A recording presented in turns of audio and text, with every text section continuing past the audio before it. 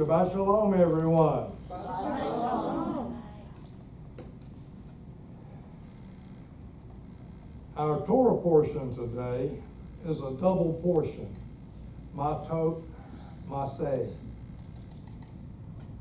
And as I was looking back and preparing for this message, in past times when we had these portions, I found one that was really interesting.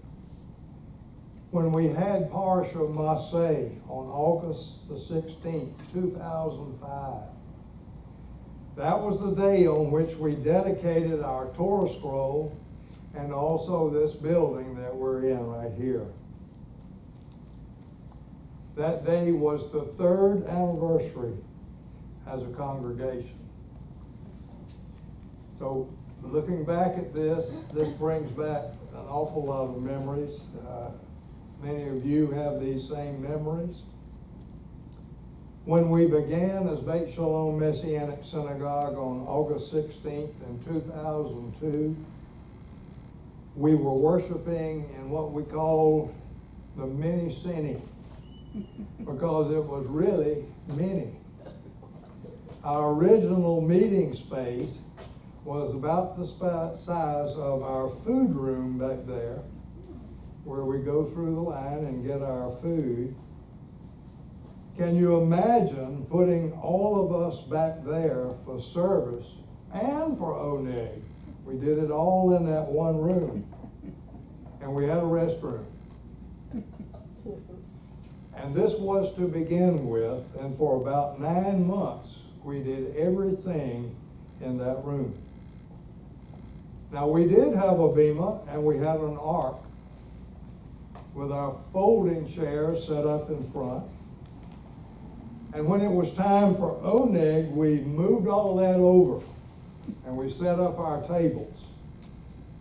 And can you believe we were able to get up to about 25 people in that room?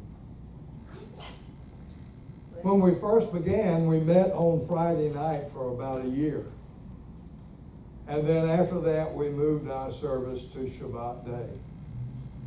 And during that time, we had our Torah services with the aid of a small paper Torah. We had a prayer for a real Torah scroll, and it came true when we found what we were looking for and what we could afford, really, on eBay, and we purchased it. And it came to us from Israel in June 2004. That same Torah scroll that you just saw taken out and processed. It is a Holocaust survivor from Poland. And it had made Aliyah to Israel at the age of 80. So our Torah scroll is now 95 years old. And it is still vibrant, and it is still serving its God-given purpose. Well, we soon moved into an adjacent room, a room which was a little smaller than our Oneg room over here. Then we had 2 rooms and 2 bathrooms. We still called it the mini cine. And then in March 2005, we moved into this building. And at the time of Parsha Maseh on August 16th of 2005, we dedicated both the Torah and this building to the service of Yeshua. And our 17th anniversary as a congregation will be on the 16th of this month. So there are many things to reminisce about, but all of this is more about people than things. During these 17 years, we have seen salvations. We have had many immersions into Yeshua. We have had marriages. We have had Brit Milahs. We have had bar and bat mitzvah. We have had funerals, and we have had 4 congregational trips to Israel. So as the song goes, sunrise, sunset, swiftly go the days. And we've had happy times and sad times through the years. So if you count up, which I did, during the approximately 882 Shabbats that we've worshiped Adonai together, hundreds of people have come through our doors. And we don't know where many of them are now, but we pray that they are prospering through Yeshua in both body and spirit. Today we have present charter members.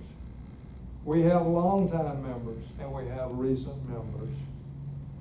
But all of you are faithful, and I thank Adonai for bringing you to Beit Shalom. We don't know how many more years we will have until Yeshua returns. But we pray that we will be allowed to continue to serve Adonai until that time comes. So here is a synopsis of our double portion. Moses gave instructions from Adonai to the leaders of the tribes regarding vows. War came with Midian, was won, and the spoils of war were distributed. The tribes of Reuben and Gad asked that they be given their land, inheritance on the east side of the Jordan River, because it was good land for their cattle. And Moses agreed to this if they would send their warriors with the rest of the tribes to conquer the land of Canaan. They agreed to that, and then the half-tribe of Manasseh joined into that agreement with them to live on the east side of the Jordan. The journey from Egypt to Israel was described, and a listing was given of their travels and the places where they camped during their almost 40 years in the wilderness. And there were a lot of them. Adonai described the boundaries of the land which Israel was being given. 48 cities within the land were to be given to the Levites, with 6 of them being designated as cities of refuge, places to which accidental murderers could flee for safety.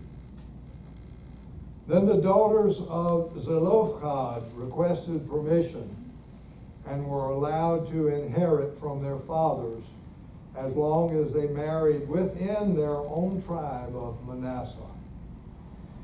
And Adonai's ruling regarding this was the intention that no inheritance of land should pass to another tribe. Well, as we see, usually there are just too many things here in these 7 chapters. This is a double portion. Too many things to cover in one message. So we're going to take our topic today from these verses.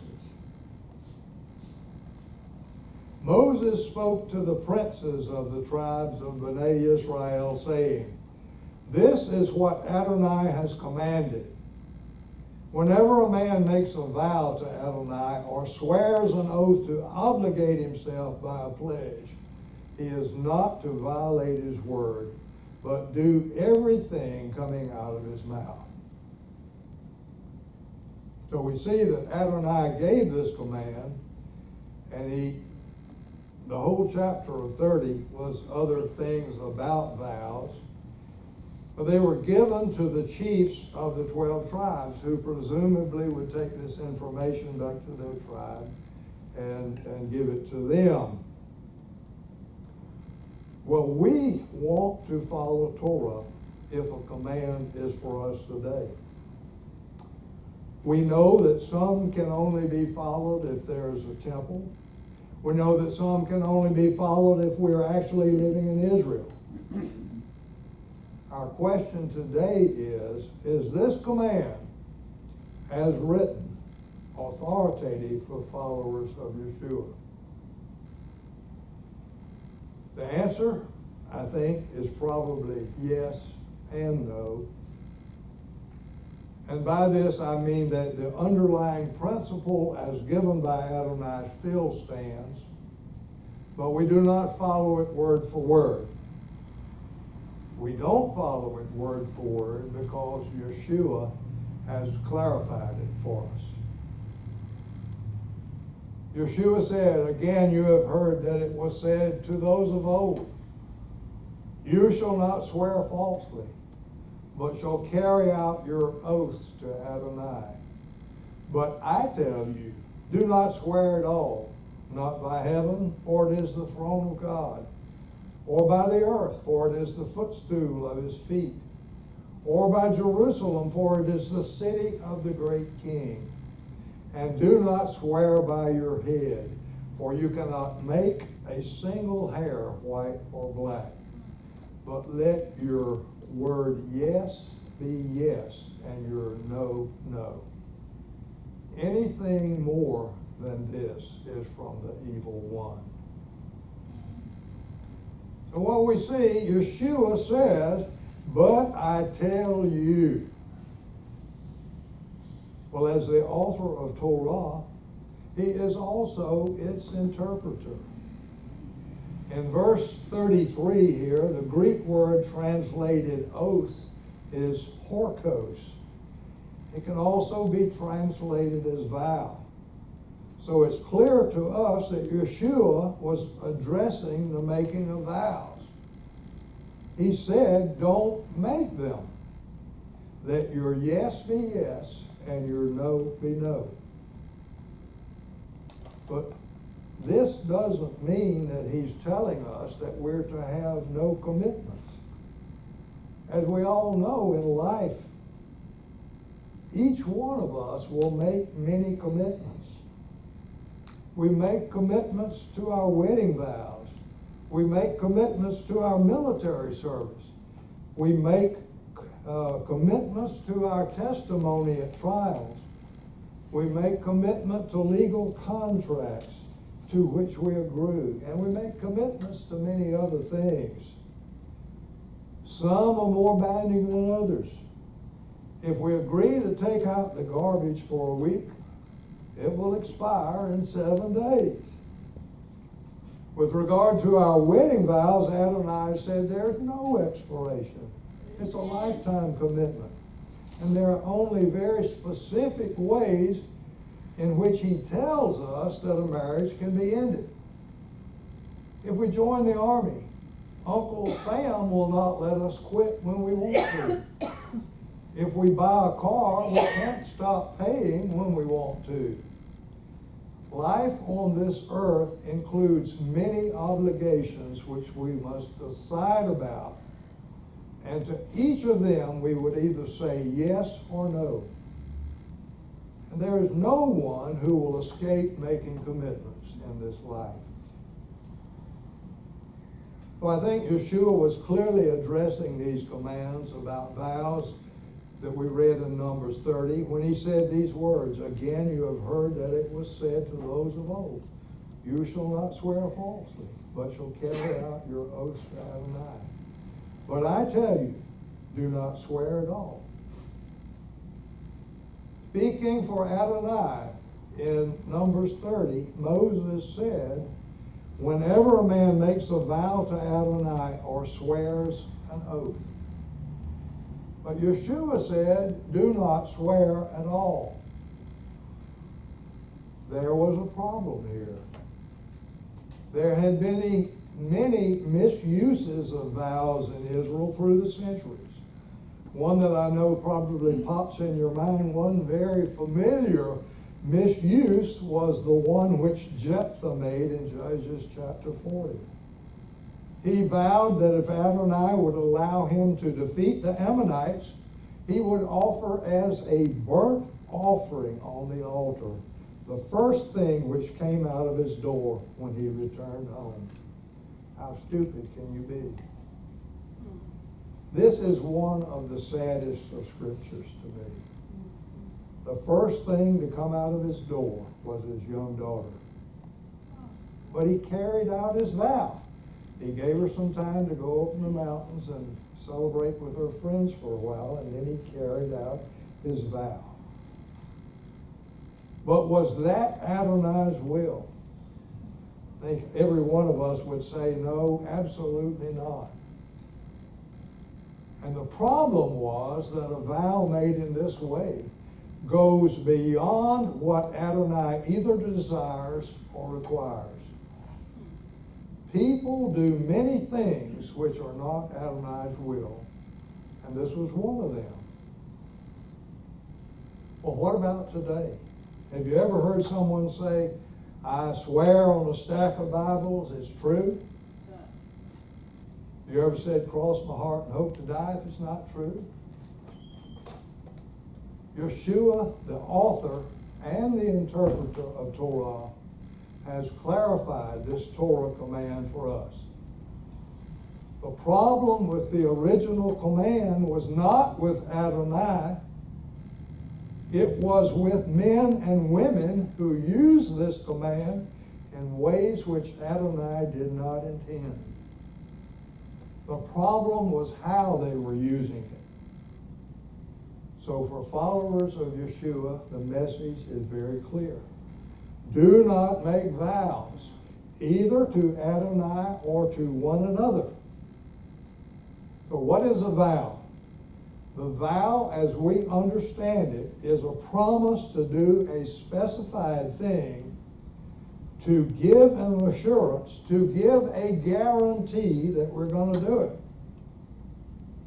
But we don't know whether or not we will be able to keep a vow.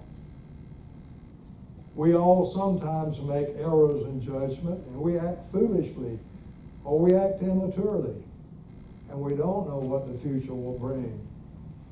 We don't know what will happen tomorrow. Yaakov's brother, Yeshua's brother, Yaakov, James, commented on this very thing. Come now, you who say, today or tomorrow we will go to such and such a town and spend a year there and engage in business and make a profit. Yet you do not know what your life will be like tomorrow. What is your life? For you are a vapor that appears for a little while and then vanishes. Instead, you ought to say, if the Lord wills, we will live and also do this or that. I think that's very good advice for us today. So what we know is that Adonai is controlled, not us. If we trust in him and we trust in Yeshua, he directs our path. Now we know that all things work together for good for those who love God, who are called according to his purpose. And because we know this, we understand that it is not necessary to make vows. Yeshua made it clear for us. But let your word yes be yes, and your no, no. Anything more than this is from the evil one. What does that mean? Adding anything more to personally guarantee something opens us up to the influence of Hasatan, something which may cause us to fail and to damage our testimony as a follower of Yeshua. But if someone has not understood this and has already made or has already broken a vow, there is forgiveness available. Sincere repentance will bring forgiveness. But it's much better to follow our Master's instructions and not to make vows. So if you look at that, you kind of wonder what's the difference between a vow and saying yes or no. Well, there is a difference, or Yeshua would not have told us that. As we think about vows, this brings up an interesting question. What is the nature of our commitment to Yeshua? Since Yeshua told us not to make vows, our relationship with him cannot be based on a vow. It is exactly as he said. When we commit our lives to follow him, it is just what he said. Let your yes be yes, But we stop and think about the yes. It's a very important yes. It's not just for a little while. It's an eternal yes. And when we walk with Yeshua daily, our yes is constantly before us. We have to think about it every day. It reminds us of our commitment. Our initial decision to say yes to Him is a decision which must include counting the cost. And the cost includes giving Yeshua our very lives. But in this, Yeshua has also taught us that our everyday yeses are equally as important. Our everyday yeses and nos are just as important. And they carry the same strength as the yes which we said to Yeshua.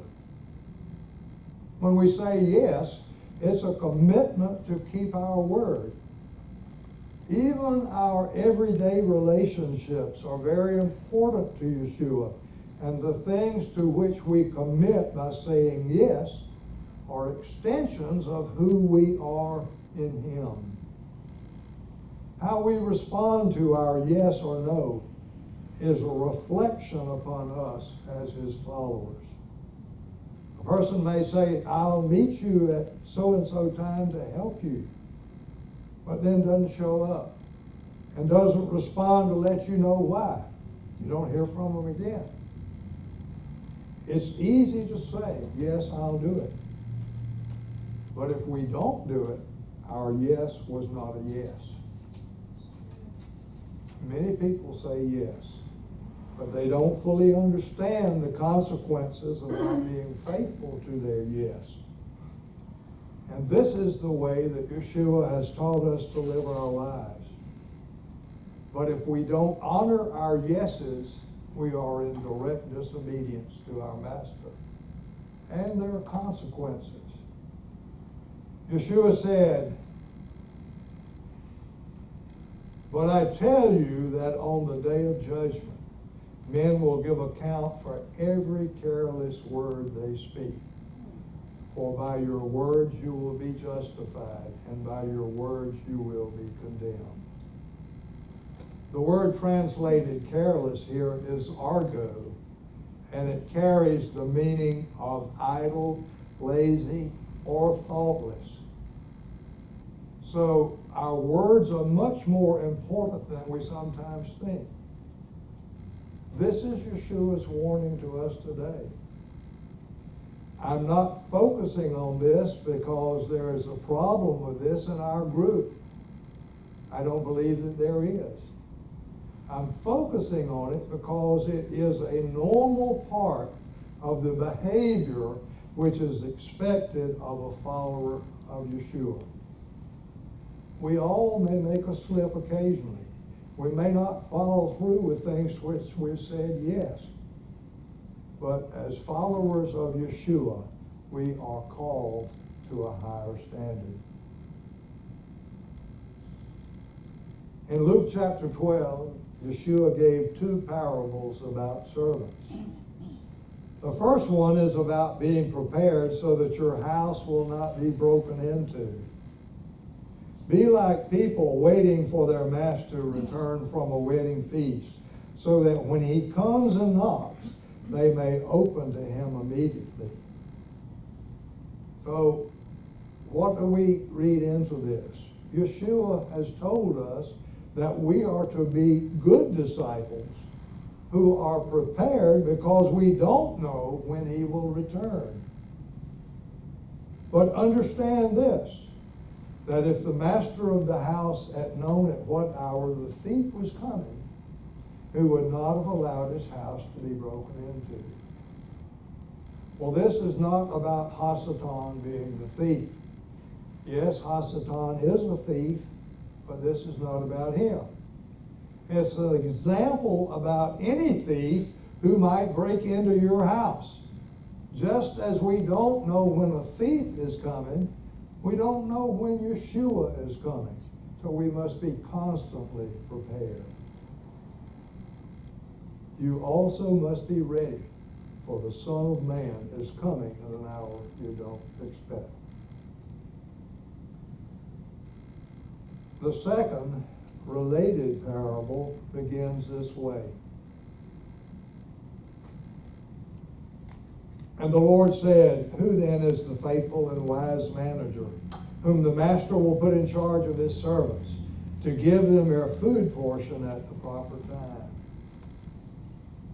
In this parable, which is a continuation of the one which we just talked about, in this parable, Yeshua is the master who was away. And as of right now, he has been away for almost 2,000 years.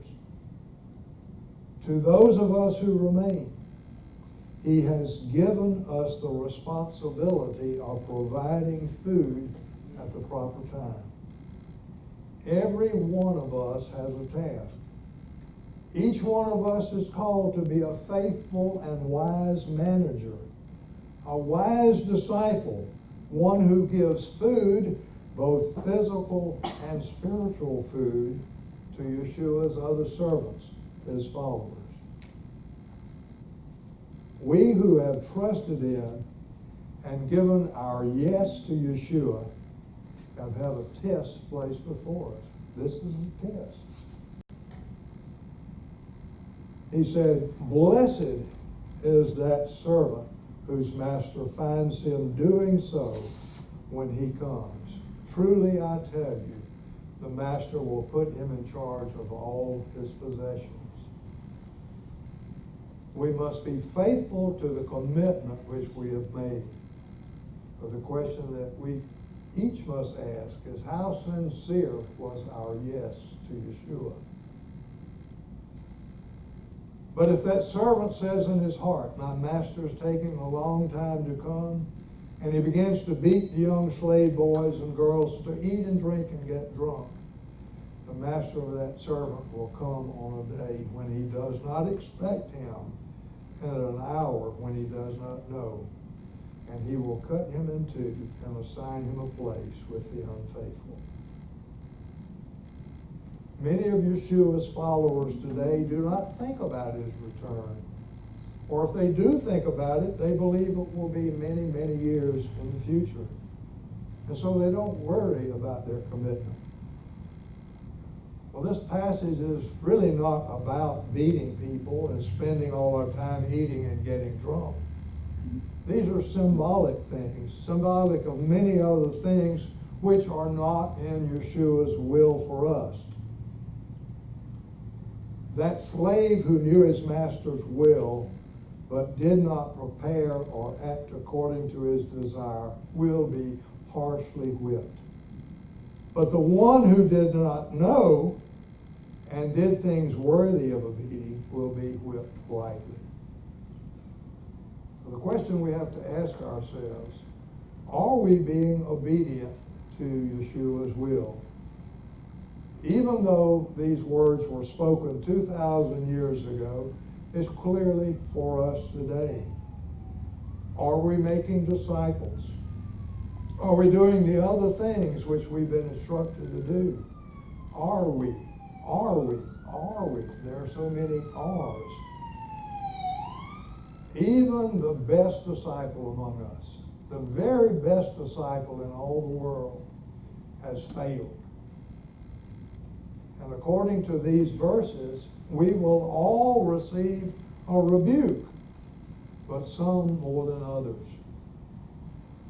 So it would be better to be in that latter category if at all possible.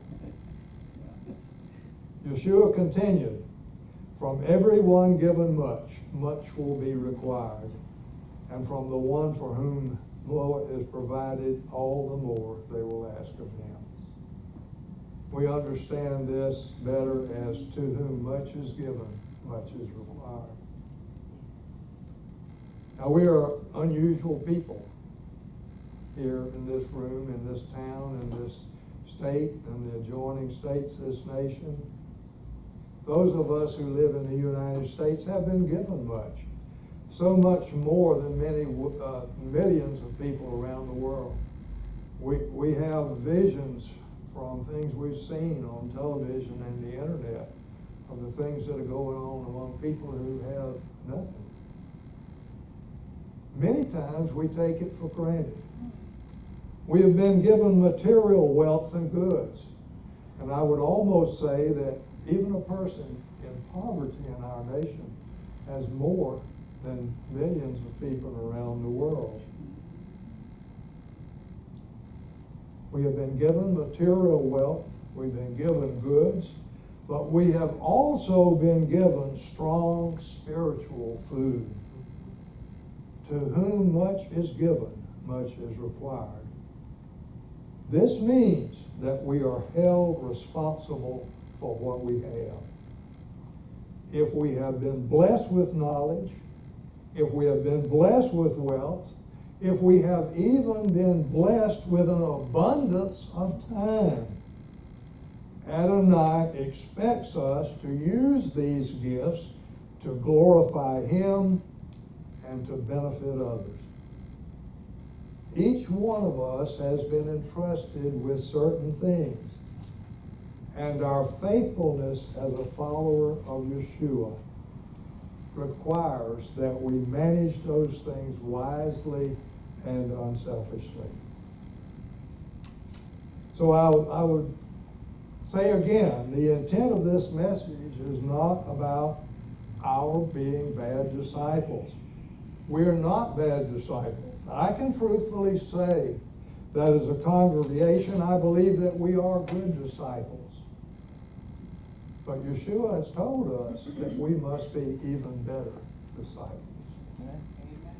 We're not being condemned for the love and commitment which we have, but we are being exhorted unto even greater service. And we are being reminded of the higher calling to which we have all responded yes. There are not many congregations in which that could be said, but here it's true. We have all committed to follow Yeshua. So this is not a salvation message. It's a commitment message. Who is the person who was called by Yeshua to speak into our lives more than anyone else? I think it's Shaul. He speaks into our lives more than any other disciple. If we will listen to him, he is a major part of our spiritual conscience, and his advice is always up to date. Not that I have already obtained this or been perfected, but I press on, if only I might take hold of that for which Messiah Yeshua took hold of me. None of us has reached the level of service to which we have been called. And we are being called today to press on toward becoming the disciple which Yeshua has called us to be. Shaul said, I press on toward the goal for the reward of the upward calling of God in Messiah Yeshua. And that should be our confession. And there is a reward, even today. While we know that our ultimate reward is eternal life and eternal fellowship with our God, our reward for today is knowing that we are doing our best to be faithful to the teaching of our Master. We know that we're not there. We have not arrived, but we are actively pressing toward that goal. We are a very small group, but we have a very huge responsibility. We are witnesses to all of those around us as examples of Talmudim, as examples of disciples who walk with Yeshua in Messianic Jewish understanding. There's no one else around here that's doing that. Because we have been given that understanding, we are called to an even higher calling. We are a faithful group, but we can be more faithful. Each of us can. It's not just about attending synagogue services or being obedient. It's also about what we get while we're together. We get encouragement and spiritual food from each other. Food which helps us to continue to grow toward maturity in Yeshua. Without loving and faithful mishpachah, a person is alone in the wilderness. Those all over the world who have chosen to withdraw from congregations are in the wilderness, and they don't know it. Because of this, they don't benefit from the interaction with other committed followers of Yeshua. And because of that, they're very easily deceived. They only receive their own counsel. So yes is a very simple word. Just 3 letters. Y-E-S. But our yes to Yeshua has a much deeper meaning. It's a commitment of our whole life to Him. I pray that you will take some time to think about your yes and reach for the higher calling. Shabbat Shalom.